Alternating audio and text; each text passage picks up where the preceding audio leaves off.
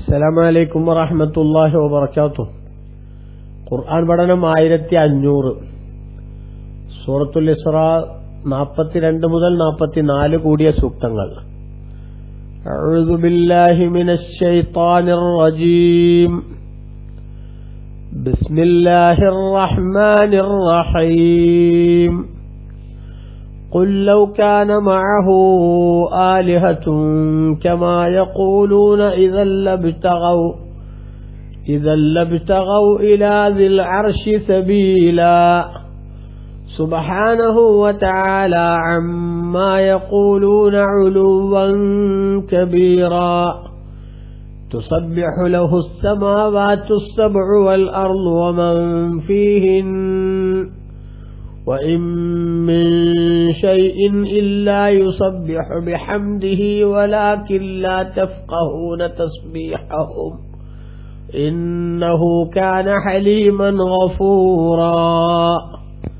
صدق الله العظيم. بسم الله والحمد لله والصلاة والسلام على سيدنا محمد وآله وصحبه ومن تبعهم بإحسان إلى يوم الدين. أما بعد. قل നബിയെ അങ്ങ് പറയുക, ലൗകാന മഅഹു ആലിഹത്തുൻ, അള്ളാഹുവിനോട് കൂടെ മറ്റു ആരാധ്യന്മാരുണ്ടായിരുന്നുവെങ്കിൽ, കമാ യഖൂലൂൻ, അവർ പറയുന്നത് പോലെ ആരാധ്യന്മാരുണ്ടായിരുന്നുവെങ്കിൽ, ഇദൻ അന്നേരം ലബ്തഗൗ ഇലാ ദിൽ അർശി സബീല, അർശിന്റെ ഉടമസ്ഥനായ അള്ളാഹുലേക്ക് അവർ അതിക്രമത്തിനുള്ള മാർഗങ്ങൾ തേടിയേനെ. അങ്ങനെ അള്ളാഹുവിനെ കീഴ്പ്പെടുത്തി അധികാരം പിടിച്ചെടുക്കാൻ അവർ ശ്രമിച്ചേനെ. സുബ്ഹാനഹു വ തആല, അല്ലാഹു സുബ്ഹാനഹു വ തആല പരിശുദ്ധനാകുന്നു. ഇത്തരത്തിലുള്ള സംഗതികളെ തൊട്ടെല്ലാം എത്രയോ ഉന്നതനുമാകുന്നു. വ തആല അമ്മാ യഖൂലൂന ഉലുവൻ കബീറ, അവർ പറയുന്ന ഈ ആരോപണങ്ങളെ തൊട്ടെല്ലാം അല്ലാഹു തആല എത്രയോ ഔന്നിത്യത്തിലാണ്. തുസബ്ബിഹു ലഹു, അല്ലാഹുവിന്റെ പരിശുദ്ധിയെ വാഴ്ത്തിക്കൊണ്ടിരിക്കുന്നു. അസ്സമാവാത്തു സബ്ഉ, 7 ആകാശങ്ങളും വൽ അർളു, ഭൂമിയും, വമൻ ഫീഹിന്ന, അവയിലുള്ളവയെല്ലാം അള്ളാഹുവിന്റെ പരിശുദ്ധിയെ വാഴ്ത്തിക്കൊണ്ടിരിക്കുന്നു. വഇൻ മിൻ ശൈഇൻ ഇല്ലാ യുസബ്ബിഹു ബിഹംദിഹി, അള്ളാഹുവിനെ സ്തുതിക്കുന്നതോടൊപ്പം അവന്റെ പരിശുദ്ധിയെ വാഴ്ത്താത്ത ഒരു വസ്തുവും തന്നെ ഇല്ല. വലാകിൻ, പക്ഷേ, ലാ തഫ്ഖഹൂന തസ്ബീഹഹും, അവയുടെ പുകഴ്ത്തൽ, പരിശുദ്ധി, പ്രകീർത്തനം അത് നിങ്ങൾക്ക് മനസ്സിലാവുന്നില്ല എന്ന് മാത്രം. ഇന്നഹു കാന ഹലീമൻ ഗഫൂറ, നിശ്ചയം അല്ലാഹു തആല വളരെ സഹനമുള്ളവനും വല്ലാതെ പൊറുക്കുന്നവനുമായിരിക്കുന്നു എന്നാണ് അല്ലാഹു തആല ഇവിടെ പറയുന്നത്. ഇവിടെ നേരത്തെ നമ്മൾ പലപ്പോഴും സൂചിപ്പിച്ചതുപോലെ അല്ലാഹു മാത്രമാണ് ആരാധ്യൻ എന്ന ആ യാഥാർത്ഥ്യത്തെ അല്ലാഹു തആല അരക്കിയിട്ട് ഉറപ്പിക്കുകയാണ്. അല്ലാഹുവിന് പുറമെ അതേ അധികാരവും അതേ ശക്തിയുമുള്ള മറ്റൊരു ശക്തിയില്ല. ഉണ്ടായിരുന്നുവെങ്കിൽ ആ ശക്തികൾ അള്ളാഹുവിനെ പരാജയപ്പെടുത്താനുള്ള ശ്രമം, കാരണം രാജാക്കന്മാർ തമ്മിൽ, തുല്യ അധികാരമുള്ളവർ തമ്മിൽ ഇനി ചെറിയ ഏറ്റവ്യത്യാസം ഉണ്ടെങ്കിൽ പോലും അധികാരത്തിന്റെ സൗകര്യങ്ങൾ ഉള്ളവർ തമ്മിൽ സ്വാഭാവികമായും കിടമത്സരങ്ങൾ നടക്കാറുണ്ട്. അധികാരം വെട്ടിപ്പിടിക്കാനുള്ള ശ്രമങ്ങൾ ഉണ്ടാവാറുണ്ട്. എന്നാൽ അള്ളാഹു ആകുന്ന എല്ലാ അധികാരങ്ങളും കൈയടക്കിയ ഈ ശക്തിക്കെതിരിൽ ഇവരുടെ ദൈവങ്ങളൊന്നും തന്നെ ഒരു നിലക്കുള്ള ആ അവകാശവാദവുമായി വരാനോ അള്ളാഹുവിനെ പരാജയപ്പെടുത്താനുള്ള എന്തെങ്കിലും ഒരു ശ്രമം നടത്താനോ അവർക്കാർക്കും ആയില്ലല്ലോ. അപ്പൊ അതുകൊണ്ട് തന്നെ അതൊന്ന് മനസ്സിലാക്കേണ്ടത് എന്താണ്, ഇവര് പറയുന്നത് പോലെ അള്ളാഹു അല്ലാത്ത മറ്റു ആരാധ്യന്മാരില്ല എന്നാണ്. കാരണം ആരാധ്യന്മാരുണ്ടായിരുന്നുവെങ്കിൽ ഞങ്ങൾ എന്തിനാണ് ഈ ആരാധ്യന്റെ കീഴിൽ നിൽക്കണം? ഞങ്ങൾക്ക് സ്വന്തമായി കൈകാര്യം ചെയ്യാനുള്ള അധികാരമുണ്ടല്ലോ, അതിനുള്ള ശേഷിയുണ്ടല്ലോ എന്നവർ ചിന്തിക്കില്ലേ? അത്തരമൊരു ചിന്ത അവരുടെ മനസ്സിലേക്ക് വരുന്നതോടുകൂടെ സ്വാഭാവികമായും കാര്യങ്ങളൊക്കെ ഡിസോർഡർ ആവില്ലേ? ഇവിടെ ഒന്നും ഡിസോർഡർ അല്ലല്ലോ, കാര്യങ്ങളൊക്കെ സ്മൂത്തായിട്ട് മുന്നോട്ട് പോകുന്നുണ്ടല്ലോ. അപ്പൊ അതിൽ നിന്ന് മനസ്സിലാക്കേണ്ടത്, അള്ളാഹു ആകുന്ന യജമാനന് തന്റെ അധികാരത്തിലോ ഭരണത്തിലോ യാതൊരു ഭീതിയോ അല്ലെങ്കിൽ ഭീഷണിയോ ആവാൻ മറ്റൊരു ശക്തിയും തന്നെ തലപൊക്കുകയില്ല എന്നാണല്ലോ. എങ്കിൽ അള്ളാഹുവിനെ പോലെ ആരാധനക്ക് അർഹതയുള്ള മറ്റു ശക്തികളുണ്ട് എന്ന വാദം അത് നിലനിൽക്കത്തക്കതല്ല, അല്ലെങ്കിൽ അതിന് യാതൊരു തെളിവുമില്ല. വെറുതെ ആരുടെയൊക്കെയോ വാചോടാപം മാത്രമാണ് എന്ന് മനസ്സിലാക്കണം എന്നാണ് ഇപ്പൊ ഈ ആയത്തിന്റെ ചുരുക്കം. അതായത് പ്രകൃതിയിലെ ഇന്നത്തെ നമ്മൾ കാണുന്ന സൗകര്യങ്ങളും സംവിധാനങ്ങളും അമ്പരപ്പിക്കുന്ന അതിലെ ക്രമീകരണങ്ങളും അതെല്ലാം ചൂണ്ടിക്കാണിച്ചുകൊണ്ട് അല്ലാഹു സുബ്ഹാനഹു വ തആല അവനോട് പങ്കാളിത്തത്തിന് യോഗ്യതയുള്ള മറ്റൊരു ശക്തിയില്ല എന്ന കാര്യം ഏതൊരു ചെറിയ ബുദ്ധിയുള്ളവന്റെ മനസ്സിലും അരക്കിട്ടുറപ്പിക്കത്തക്ക വിധത്തിലുള്ള ഒരു സ്റ്റേറ്റ്മെന്റാണ് വാസ്തവത്തിൽ ഇത്. അതുകൊണ്ട് ചിന്തിക്കുന്ന മനുഷ്യന്മാർ ശരിക്കും ഇത് ആലോചിക്കണം. അള്ളാഹുവിന് പുറമെ മറ്റു ആരാധ്യന്മാര് എന്ന അർത്ഥത്തിൽ സ്ഥാപിക്കുന്ന രീതി ഒന്നും തന്നെ ശരിയല്ല എന്നാണ് ഇവിടെ അള്ളാഹു തആല സൂചിപ്പിക്കുന്നത്. അതാണ് ബഹുമാനപ്പെട്ട ഇബ്നു കസീർ തന്റെ തഫ്സീറിൽ പറഞ്ഞു, യഖൂലു തആല, അള്ളാഹു തആല പറയാണ്, ഖുൽ നബിയെ തങ്ങൾ പറയൂ, ലിഹാഉലായിൽ മുശ്രിക്കീൻ അസ്സായിമീന അന്ന ലില്ലാഹി ശരീകൻ, അള്ളാഹുവിന് അവന്റെ പടപ്പുകളിൽ നിന്ന് പങ്കാളികളുണ്ട് എന്ന് വാദിക്കുന്ന മുശ്രിക്കുകളോട് തങ്ങൾ പറയൂ. എങ്ങനത്തെ മുശ്രിക്കുകൾ? അൽ ആബിദീന ലഹും, ഈ ദൈവങ്ങൾക്ക് അവർ ആരാധിക്കുന്നു. എന്തിനാ ആരാധിക്കുന്നത്? ലിയുഖർരിബുഹും ഇലൈഹി സുൽഫ, അള്ളാഹുലേക്ക് വരെ അടുപ്പിക്കാൻ വേണ്ടി. ഈ ദൈവങ്ങൾക്ക് ഞങ്ങൾ ആരാധിച്ചാൽ പടച്ചവന്റെ പൊരുത്തൊക്കെ ഇവരെന്ത് ചെയ്യും? നിർബന്ധിച്ച് വാങ്ങിത്തരും എന്ന് വിശ്വസിച്ചുകൊണ്ട് അവർ അള്ളാഹു അല്ലാത്തവരെ ആരാധിച്ചിരുന്നു.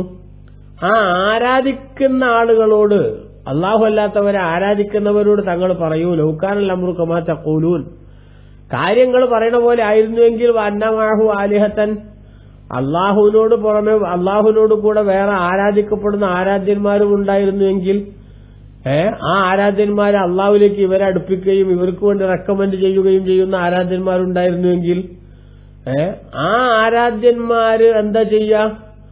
ആ ആരാധ്യന്മാര് രണ്ടർത്ഥപ്പെട, ഒന്നുകിൽ ലബ്തഗൗ അർശി സബീലാച്ചാൽ അർശിന്റെ ഉടമസ്ഥനായ അള്ളാഹുവിന്റെ തൃപ്തി കിട്ടാൻ എന്താ ചെയ്യാൻ പറ്റാന്ന് അവരാലോചിക്കും.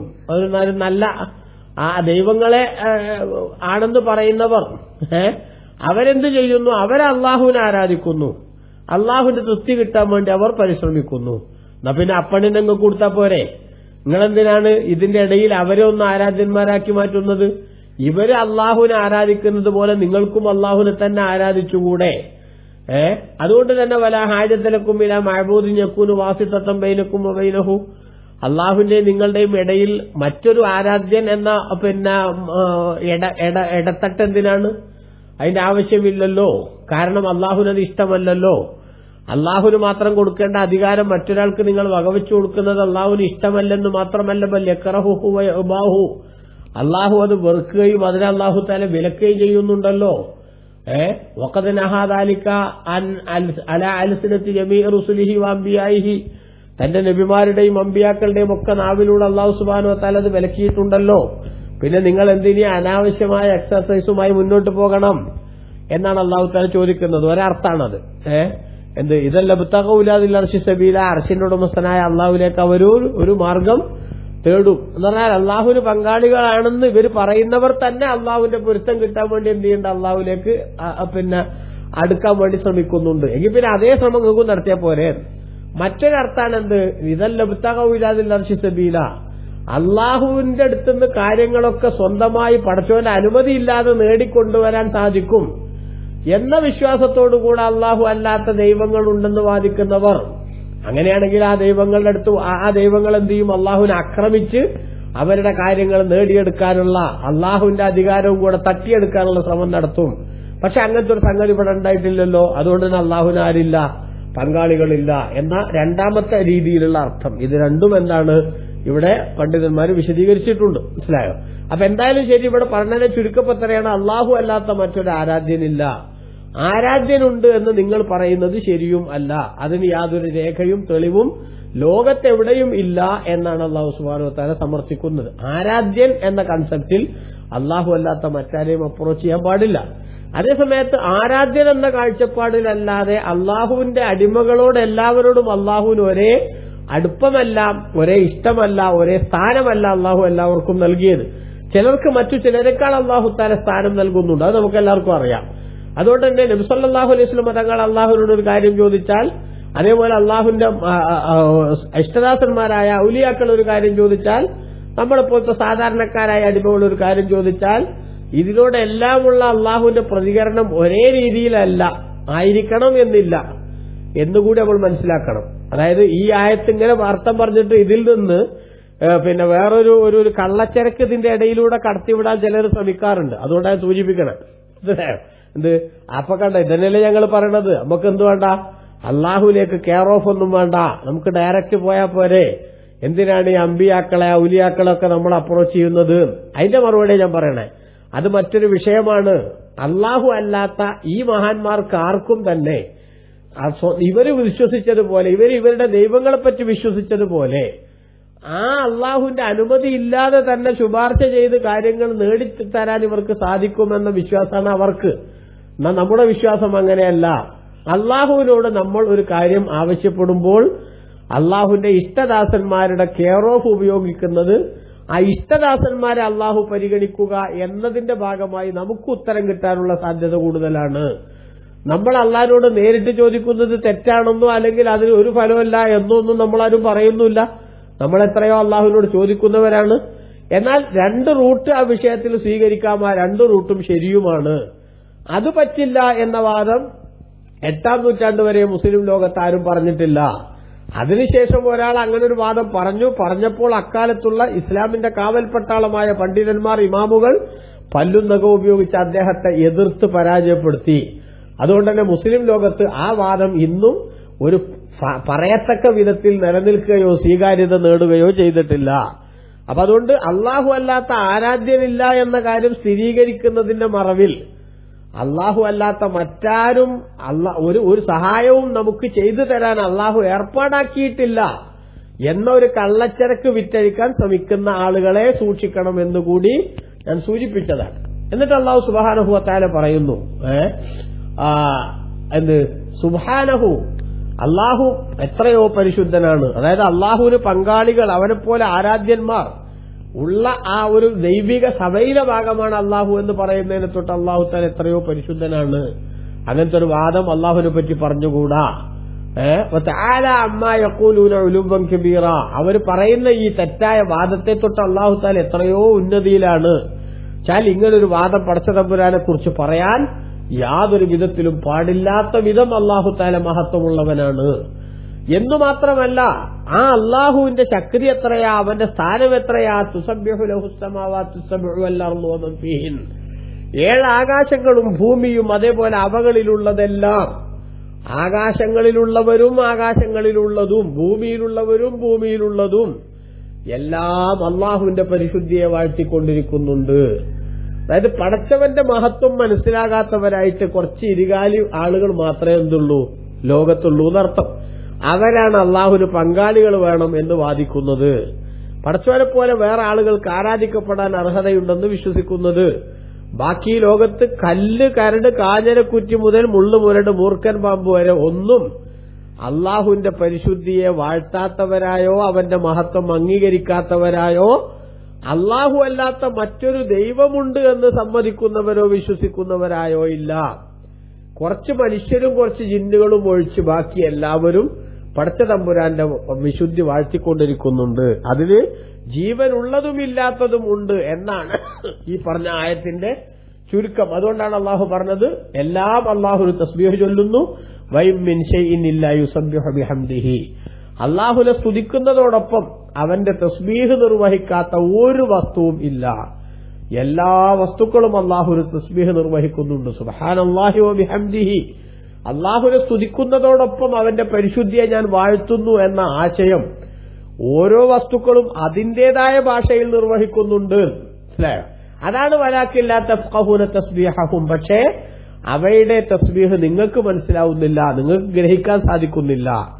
കല്ലുകൾ തസ്ബീഹ് ചൊല്ലുന്നുണ്ട്, പർവ്വതങ്ങൾ തസ്ബീഹ് ചൊല്ലുന്നുണ്ട്. അപ്പൊ ദാവൂദ് നബി അലൈഹിസ്സലാമിന്റെ കൂടെ പർവ്വതങ്ങൾ തസ്ബീഹ് ചൊല്ലിയിരുന്ന കഥ വിശുദ്ധ ഖുർആൻ തന്നെ സൂറത്തുൽ അംബിയാഇന്റെ 79-ാമത്തെ ആയത്തിൽ അല്ലാഹു സുബ്ഹാനഹു വ തആല പറയുന്നുണ്ടല്ലോ, വസഖർനാ മഅ ദാവൂദൽ ജിബാല യുസബ്ബിഹന വത്തൈർ, ദാവൂദ് നബി അലൈഹിസ്സലാമിന്റെ കൂടെ തസ്ബീഹ് ചൊല്ലുന്ന രൂപത്തിൽ പർവ്വതങ്ങളെയും അതേപോലെ പറവകളെയും ഒക്കെ നാം അദ്ദേഹത്തിന് വഴിപ്പെടുത്തി കൊടുത്തിരുന്നുവെന്ന്. അപ്പൊ മലകൾ, പർവ്വതങ്ങൾ ദാവൂദ് നബി അലൈഹി ഇസ്ലാമിന്റെ കൂടെ തസ്ബീഹ് നിർവഹിക്കുന്നു. എല്ലാ ജീവികളും എല്ലാ വസ്തുക്കളും തസ്ബീഹ് നിർവഹിക്കുന്നു. നബി സല്ലല്ലാഹു അലൈഹി വസല്ലം തങ്ങൾ പറഞ്ഞില്ലേ, അചേതന വസ്തുക്കൾ എങ്ങനെയാപ്പോ ഇതൊക്കെ തസ്ബീഹ് ചെല്ല എന്നൊന്നും സംശയിക്കണ്ട.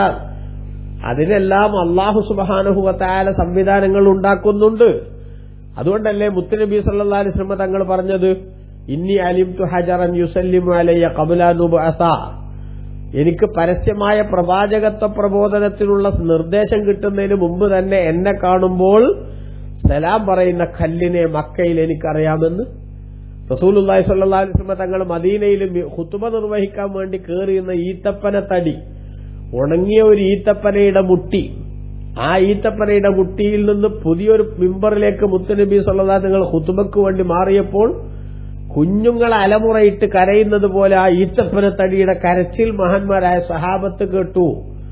മുത്തുനബി സല്ലല്ലാഹു അലൈഹി വസല്ലം തങ്ങൾ പുതിയ മിമ്പറിൽ നിന്നിറങ്ങിയ പഴയ മിമ്പറിനെ ആശ്വസിപ്പിച്ച് സ്വർഗത്തിൽ എന്റെ കൂടെ കൂടാനുള്ള പ്രോമിസ് തരാമെന്ന് പറഞ്ഞപ്പോഴാണ് കരച്ചിൽ നിർത്തിയതെന്നും, എന്നിട്ട് പോലും കുട്ടികൾ കരച്ചിൽ നിർത്തിയാലുണ്ടാകുന്നത് പോലെ ഇടയ്ക്കിടെയുള്ള തേങ്ങൽ കേൾക്കാമായിരുന്നു വരെ ഇമാം ബുഖാരി ഇവിടുത്തെ സഹീഹിൽ ഉദ്ധരിക്കുന്നില്ലേ. അപ്പൊ അള്ളാഹുവിന്റെ മഹത്വം മനസ്സിലാക്കി അള്ളാഹുവിന് വേണ്ടി തസ്ബീഹ് ചൊല്ലുക, അള്ളാഹു ആദരിച്ചവരോട് ആദരവ് കാണിക്കുക എന്നൊക്കെ പറയുന്ന സംഗതി ഈ പ്രപഞ്ചത്തിലുള്ള എല്ലാ ചേതന അചേതന വ്യത്യാസമില്ലാതെ എല്ലാം നിർവഹിക്കുന്നുണ്ട്. പക്ഷെ നമുക്കതൊന്നും കാണാനും കേൾക്കാനുമുള്ള കണ്ണും കാതുമില്ല, മനസ്സിലാക്കാനുള്ള മനസ്സുമില്ല എന്ന് മാത്രം. മുത്തുനബിയോട് സംസാരിച്ച എത്ര ജീവികളുണ്ട്, എത്ര വസ്തുക്കളുണ്ട്. അപ്പൊ ഈ ഈത്തപ്പന തടിനെ തന്നെ നബി സല്ലല്ലാഹു അലൈഹി വസല്ലം തങ്ങളോട് സംസാരിച്ചു എന്നല്ലേ പറയണേ. ഹാഫിദ് ഇബ്നു കസീർ തന്റെ തഫ്സീറിൽ ഈ ആയത്ത് വിശദീകരിക്കുന്നിടത്ത് എത്രയോ കാര്യങ്ങൾ സൂചിപ്പിക്കുന്നുണ്ട്. ബഹുമാനപ്പെട്ടവർ പറഞ്ഞു അവിടെ, എന്ത് ലാ തഫ്ഖഹൂന തസ്ബീഹഹും അയ്യുഹന്നാസ്, ഓ ജനങ്ങളെ ഈ വസ്തുക്കളുടെ തസ്ബീഹ് നിങ്ങൾക്ക് മനസ്സിലാവണില്ല. കാരണം ലഅന്നഹാ ബിഖിലാഫി ലുഗത്തിക്കും, കാരണം അവകൾ നിങ്ങളുടെ ഭാഷയിൽ നിന്ന് വ്യത്യസ്തമായ ഭിന്നമായ മറ്റൊരു ഭാഷയിലാണ്. വഹാദാ ആമ്മുൻ ഫിൽ ഹയവാനാത്തി വൻ നബാത്തി വൽ ജമാദ്, ഈ പറഞ്ഞ തസ്ബീഹ് നിർവഹിക്കുന്നുണ്ട് എന്ന് പറയുന്നത് ജീവനുള്ളവ, സസ്യങ്ങൾ, അതുപോലെ തന്നെ അചേതന വസ്തുക്കൾ, ഇങ്ങനെയുള്ള എല്ലാത്തിലും വ്യാപകമായ അർത്ഥത്തിലാണ് ഇത് കിടക്കുന്നത്. വഹാദാ അശ്ഹറുൽ ഖൗലൈനി, രണ്ട് അഭിപ്രായപ്പെടുന്നുണ്ട്. അതിൽ ഏറ്റവും പ്രസിദ്ധമായതും സ്വീകാര്യമായതും ഈ അഭിപ്രായമാണ്. എല്ലാം തന്നെ കമാ സബത ഫി സഹീഹിൽ ബുഖാരി അൻ ഇബ്നു മസ്ഊദ് റളിയല്ലാഹു അൻഹു, ഇബ്നു മസ്ഊദ് റളിയല്ലാഹു അൻഹുവിൽ നിന്ന് ഇമാം ബുഖാരി റളിയല്ലാഹു അൻഹു റിപ്പോർട്ട് ചെയ്ത ഹദീസിൽ സ്ഥിരപ്പെട്ടതുപോലെ അന്നഹു ഖാല, ഇബ്നു മസ്ഊദ് റളിയല്ലാഹു അൻഹു പറഞ്ഞു, കുന്നാ നസ്മഉ തസ്ബീഹ തആമി വഹുവ യുക്കൽ, ഭക്ഷണം കഴിച്ചുകൊണ്ടിരിക്കുമ്പോൾ ആ ഭക്ഷണത്തിന്റെ തസ്ബീഹ് ഞങ്ങൾ കേൾക്കാറുണ്ടായിരുന്നു. അപ്പൊ അത് കേൾക്കാനുള്ള കാതും അതേപോലെ മനസ്സിലാക്കാനുള്ള കൽബും അതൊക്കെ ഉൾക്കൊള്ളാനുള്ള കണ്ണും ഉള്ളവർക്ക് അതൊക്കെ മനസ്സിലാകും, അവരതൊക്കെ കാണും, അവരതൊക്കെ മനസ്സിലാക്കും. അങ്ങനെ എത്രയോ ജീവികളുടെ അല്ലാഹു സുബ്ഹാനഹു വ തആലയോടുള്ള പ്രാർത്ഥന കേട്ട ചരിത്രങ്ങളും സംഭവങ്ങളും ഒക്കെ മഹാന്മാർ ഉദ്ധരിക്കുന്നില്ലേ. എല്ലാ ജീവികളും അവരുടെ സംഭാഷണങ്ങൾ, സംസാരങ്ങൾ അതൊക്കെ മനസ്സിലാക്കാൻ സാധിച്ചാൽ അവരുടേതായിട്ടുള്ള പല വാക്കുകളും വാസ്തവത്തിൽ എന്തായിരിക്കും, അള്ളാഹുള്ള തസ്ബീഹായിരിക്കും.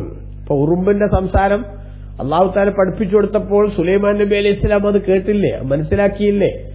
ഉറുമ്പിന്റെ ലീഡർ ബാക്കിയുള്ള ഉറുമ്പുകളോട് നിങ്ങളെല്ലാവരും പെട്ടെന്ന് കൂട്ടിലേക്ക് മടങ്ങണം, മാളത്തിലേക്ക് പോകണം, കാരണം സുലൈമാൻ നബി അലൈഹി ഇസ്ലാം പരിവാര സമേതം ഈ വഴിക്ക് വരുന്നുണ്ട്, നിങ്ങളെ കാണാതെ ആ സുലൈമാൻ നബി അലൈഹി ഇസ്ലാം നിങ്ങളെ, അതേപോലെ തന്നെ സൈന്യം നിങ്ങളെ ചവിട്ടി മരിച്ചേക്കും, നിങ്ങളെ കൊല്ലുക എന്നത് അവരുടെ ഉദ്ദേശമല്ലെങ്കിലും അവരുടെ കാൽ ചുവട്ടിൽ നിങ്ങൾ പെട്ടുപോയേക്കും എന്ന് പറഞ്ഞതും സുലൈമാൻ നബി അലൈഹി ഇസ്ലാം അത് കേട്ടതും ആ ഉറുമ്പിന്റെ ലീഡറുടെ ആ ജാഗ്രത കണ്ട് അത്ഭുതം പ്രകടിപ്പിച്ചതും പുഞ്ചിരിച്ചതുമൊക്കെ വിശുദ്ധ ഖുർആൻ തന്നെ പറയുന്നില്ലേ. അപ്പൊ അതുകൊണ്ട് തന്നെ ഈ പ്രകൃതിയിലുള്ള എല്ലാം അള്ളാഹുവിന്റെ തസ്ബീഹ് നിർവഹിക്കുന്നുണ്ട്. അവരെല്ലാവരും തന്നെ അള്ളാഹു സുബ്ഹാനഹു വ തആലയുടെ മഹത്വം പ്രഖ്യാപിക്കുന്നുമുണ്ട്. എന്നിട്ടും പക്ഷേ മനുഷ്യരായ നിങ്ങൾക്ക് അതിന് അവസരം ലഭിക്കുന്നില്ലെങ്കിൽ നിങ്ങളുടെ പിടിപ്പുകേട് എന്നല്ലാതെ എന്തു പറയാൻ എന്നാണ് ഈ പറഞ്ഞതിന്റെ ചുരുക്കം. എന്നിട്ട് അള്ളാഹു പറഞ്ഞു, ഇന്നഹു കാന ഹലീമൻ ഗഫൂറ, നിശ്ചയം അള്ളാഹു സുബ്ഹാനഹു വ തആല വളരെ സഹനമുള്ളവനും അങ്ങേയറ്റം പൊറുക്കുന്നവനുമാകുന്നു. ഇത്രയൊക്കെ വ്യക്തമായി കാര്യങ്ങൾ മനസ്സിലായിട്ടും അള്ളാഹുവിനെ ആരാധിക്കുന്നതിൽ അലംഭാവം കാണിക്കുകയോ അള്ളാഹു അല്ലാത്ത വസ്തുക്കളെ ദൈവമായി വിശ്വസിക്കുക എന്ന അതിക്രമം കാണിക്കുകയോ ചെയ്താലും ആ ചെയ്ത മനുഷ്യൻ തെറ്റ് സമ്മതിച്ച് നന്നാവാൻ തീരുമാനിക്കുകയാണെങ്കിൽ അവന് പുറത്തു കൊടുക്കാനും അവന്റെ തെറ്റുകൾക്ക് ഉടനെ തന്നെ ആക്ഷൻ എടുക്കാതിരിക്കാനും സഹനമുള്ളവനാണ് അല്ലാഹു. തെറ്റേറ്റു പറയുന്ന ആളുകൾക്ക് അത് പുറത്തു കൊടുക്കുകയും അവരെ കൂടി സ്വീകരിക്കാനുള്ള വിശാലമായ കാരുണ്യത്തിന്റെ സ്ഥിതിയുള്ളവനാണ് അല്ലാഹു എന്നുകൂടി അല്ലാഹു തആല ഉണർത്തുകയാണ്.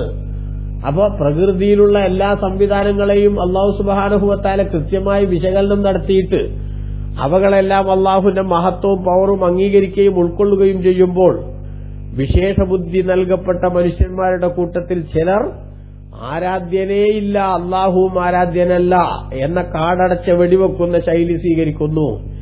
മറ്റു ചിലർ കാണുന്നതിനെ മുഴുവനും ദൈവങ്ങളാക്കി മാറ്റി ഒരു പിടിവിട്ട ശൈലിയിലേക്ക് പോകുന്നു. തീരെ ഇല്ലായ്മയുടെ സ്വഭാവവും എല്ലാത്തിനെയും ചെവിട്ടിവരിക്കുന്ന രീതിയും അതും തെറ്റാണ്. കാണുന്നതിനെയൊക്കെ വാരിപ്പുണരുന്ന ആ അന്ധമായ ഒരു ആഭിമുഖ്യം, ആ ശൈലിയും തെറ്റാണ്.